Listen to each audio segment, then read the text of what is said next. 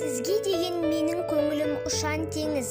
Сіз әрбір бүлдіршінді шуақты шаңырақ астында балаларды адамгершілікке баулу үлкен мән бердіңіз.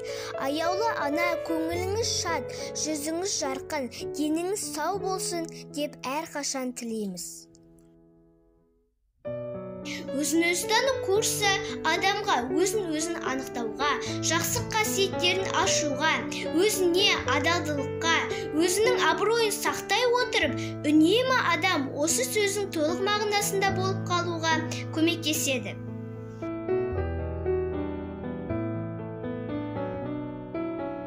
Республикасының білім беру саласының құрметті қызметкері Сара Алпысқызын Назарбаеваның 80 жылдық мерейтойына арнаймын. Сара Алпысқызы тек қана үлгілі жар, аяулы ана емес, еліне еңбегі сіңген қоғам қайраткері. Ол 1992 жылы Бөбек қайырымдылық қорының негізін қалаған. Қазақстанның бірінші ханымы, жетімдерге жәрдемдескен.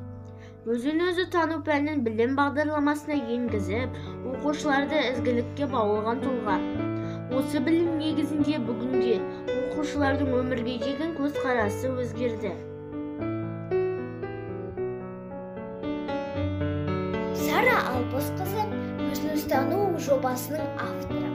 Өзін-өзі тану курсы адамды өзін табуына, өзінің ең жақсы қасиеттерін шығаруға, өзінің кейпін, адамгершілігін және адам қалпын сақтауға көмектесетін курс. Жүрекке жол тапқан асыл ана Сара Алпысқызын мерейтоймен құттықтай отырып, ел баласын мәпелеп саялаған, әр баланы жан тәнімен аялаған, біледі үлкен кіші бар еңбегін, бала үшін күш-жігерін аямаған.